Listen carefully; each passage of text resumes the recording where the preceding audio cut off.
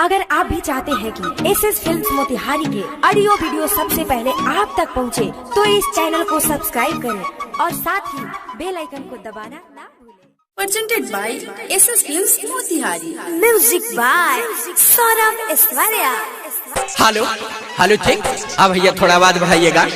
जी हाँ मेरे दोस्तों, हर साल के भांति इस साल भी नवयुवक सरस्वती पूजा समिति आप लोगों का हार्दिक अभिनंदन करती है और करती रहेगी। तो उठाइए दोनों हाथ और प्रेम से बोलिएगा सरस्वती माता की जय, सरस्वती माता की जय। साल भर पर आती है विद्या देकर जाती है, साल भर पर आती है विद्या देकर जाती है।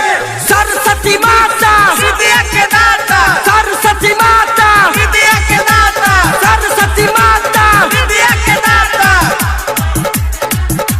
हाँ हाँ भरबा हमर सुन गिला मोतिहारी, परिभाषण माई के सबसे आगाड़ी, सबसे आगाड़ी, सबसे आगाड़ी। भरबा हमर सुन जिला मोतिहारी, परिभाषण माई के सबसे आगाड़ी। तो जदी करी रुकावट लफुआ सन के टोली, तो सुना हम लाइसेंस ये लफुआ है। मार दे गोली भाषण में दे बोली, मार दे गोली भाषण में जे बोली, मार दे गोली भाषण में दे बोली, मार दे गोली भाषण में जे बोली। समझलाए आवाज कम कर।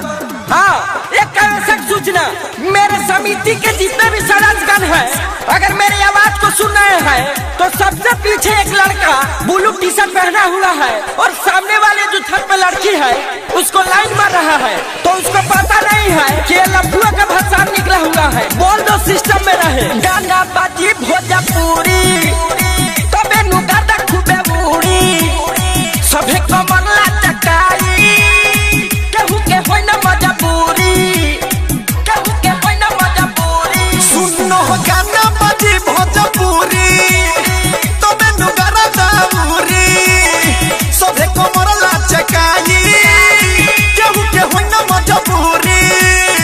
कौनो गली मोहल्ला न बहची, होई भाषण इतिहास जारी रहती। सिंह टोली में घूमनी चल सयब यही टोली। हाँ चल चल, वो नहीं हमरा माल के घर बा, कहूँ छत पर इंतजार करत होई। मार दे गोली भाषण में जे बोली, मार दे गोली भाषण में जे बोली, मार दे गोली भाषण में जे बोली, मार दे गोली भाषण में जे बोली। तो भाइयों एक शायर याद आ गया, कहते हैं कि शीशम की लकड़ी की सुगंध चंदन की लकड़ी से कम नहीं, शीशम की लकड़ी की सुगंध चंदन की लकड़ी से कम नहीं। अरे पूजा तो सभी कोई करते हैं, पूजा तो सभी कोई करते हैं, लेकिन हमारा नवयुवक सरस्वती पूजा समिति भी किसी से कम नहीं। टाइगर सुजीत के बुलाओ, रोहनेश के साथ न जाओ, छोट मोट बावे जेला फरा, हसन फिरोज से सलटाओ। Saurabh digital recording studio Motihari. Tiger Sujeet के बुलावा, रोहनेश के साथ न जाओ, छोट मोट बावे जेला फरा, किसम सुधीर से सलटावा। बबलू सूरज या बीरज सभी हरी, सौरभ ऐश्वर्या के चले रंगधारी, के तारिया दारू सबके हुडी जे पडोली। हाँ डोलो डोलो, जब मोतिहारी घर कची का डर है। मार दे गोली भाषण में जे बोली, मार दे गोली भाषण में जे बोली, मार दे गोली भाषण में जे बोली, मार दे गोली भाषण में जे बोली। Saurabh digital recording studio Motihari.